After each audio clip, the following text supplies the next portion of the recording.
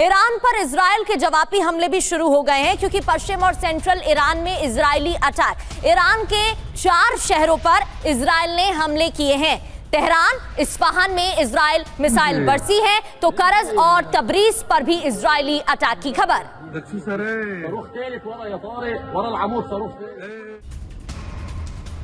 और ईरान के इस्फहान पर इजराइल का हमला, जी हां, एयर स्ट्राइक के बाद धुएं का गुबार यहां देखने को मिला। इस्फहान में ईरान का परमाणु केंद्र है जहां पर यह हमला किया गया है।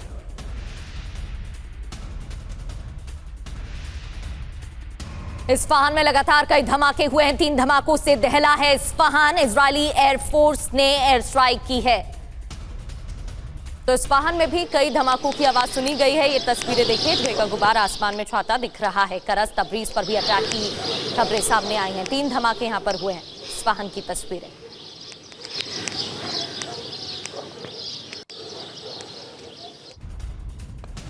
इधर इराक में भी धमाकों की आवाज सुनी गई। इराक के कई प्रांतों में कई धमाके हुए हैं। इराक में भी धमाकों की आवाज सुनी गई है, यानी कि एक तरीके से इराक पर भी हमले हुए हैं, ये आशंका जताई जा रही है। कई प्रांतों में एक के बाद एक ये धमाके सुने गए।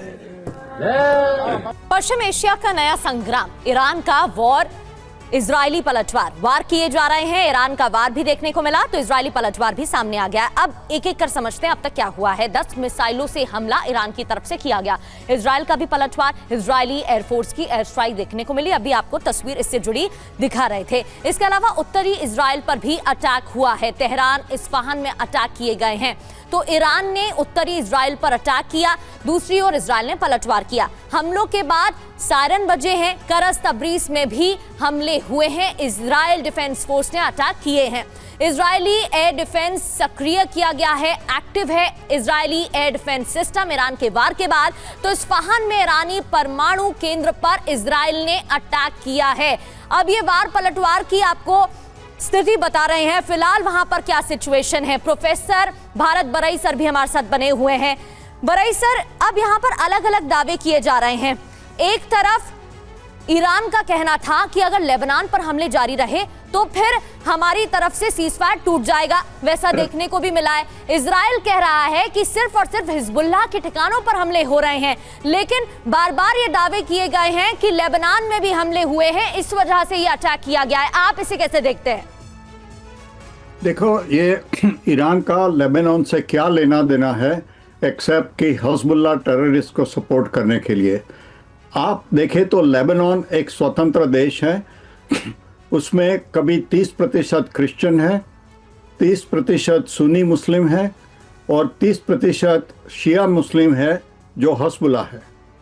तो लेबनान में ये हिजबुल्लाह ईरान से पैसे आते हैं, उनको शस्त्र आते हैं, सपोर्ट आता है। जो सरकार है लेबनान की, उसके प्रमुख जोसेफ आउन और उसके प्रधानमंत्री है नवाज सलाम, वो काफ़ी बार बोलते हैं कि हिजबुल्लाह तुम आप निशस्त्र हो जाओ, लेबनान की आर्मी को आपको शस्त्र दे दो और इजराइल से लड़ाई बंद करो। जून 2025 से युद्ध विराम था। 2 मार्च को किसने युद्ध विराम का उल्लंघन किया? हिजबुल्लाह ने। उन्होंने इजराइल पर मिसाइल फेंकना शुरू कर दिया।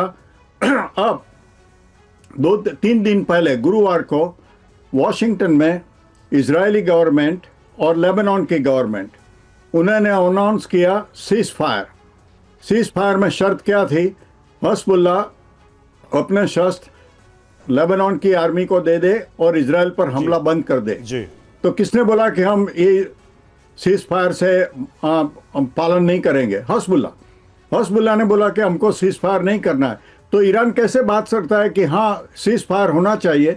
सीज फायर थोड़ा वन वे हो सकता है कि हिजबुल्लाह को लाइसेंस मिले कि जो रॉकेट डालना है इजराइल के नागरिकों पर और डालते रहे, बमबारी करे, ड्रोन करे और इजराइल उसके सामने कुछ न करे।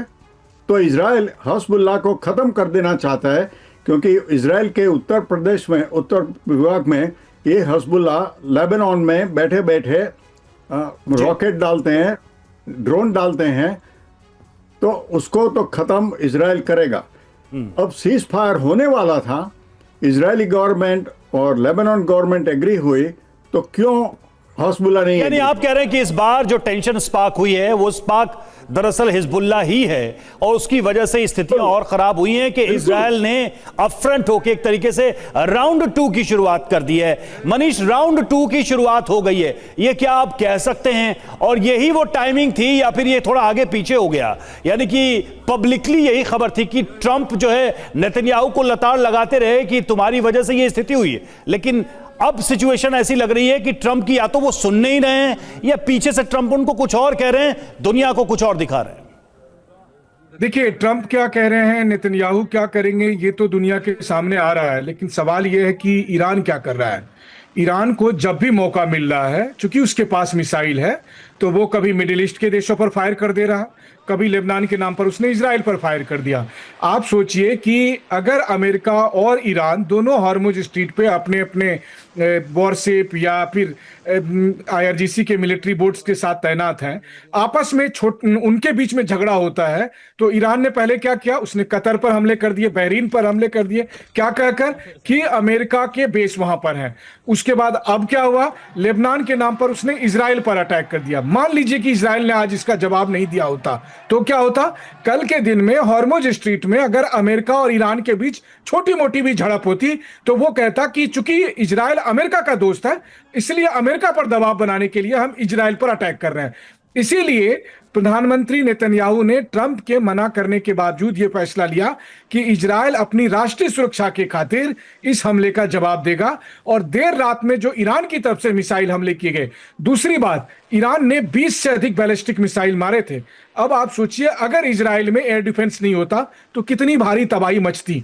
अब जो तीसरी बात है, प्रोफेसर भारत भाई बिल्कुल सही कह रहे थे, इजराइल का झगड़ा लेबनान से नहीं है, इजराइल का झगड़ा हिजबुल्लाह से है, उस संगठन से जिसको ईरान ने पाला पोसा, जो ईरान की मदद के नाम पर लगातार नॉर्थ इजराइल पर हमले जारी रखे हुए हैं। तो वैसी स्थिति में यह कहना कि इस जंग का कारण सिर्फ और सिर्फ इजराइल है, यह सही नहीं होगा, बल्कि यह भी देखना होगा कि ईरान के मुंह में खून लग गया है, उसे दिख गया है कि वो मिसाइल के दम पर पूरे मिडिल ईस्ट को एक तरह से बंधक बनाकर रख सकता है, और वही वो कर रहा है। और कम से कम इजराइल की नजर में यही सब कुछ दिख रहा है, इसलिए इजराइल ने अपनी तरफ से जवाबी कार्रवाई की। और फिर आप हिजबुल्लाह छोड़िए, हुती की तरफ से यमन से मिसाइल अभी दागे गए। क्यों दागे गए? और अगर यमन से मिसाइल दागे जाएंगे, लेबनान से मिसाइल दागे जाएंगे, ईरान से मिसाइल दागे जाएंगे, तो इजराइल जवाबी कार्रवाई तो करेगा। इजराइल ने जवाबी कार्रवाई की और अब IRGC की तरफ से पलटवार किया जा रहा है। तो राउंड 2 इसी तरह से आज आप कह सकते हैं ऑफिशियली शुरू हो चुका है। जी बिल्कुल, और एक एक कर उनकी तस्वीरें भी सामने आने लगी हैं और इसका देश पर भी असर हो रहा है, दुनिया के अलग अलग देशों पर असर हो रहा है।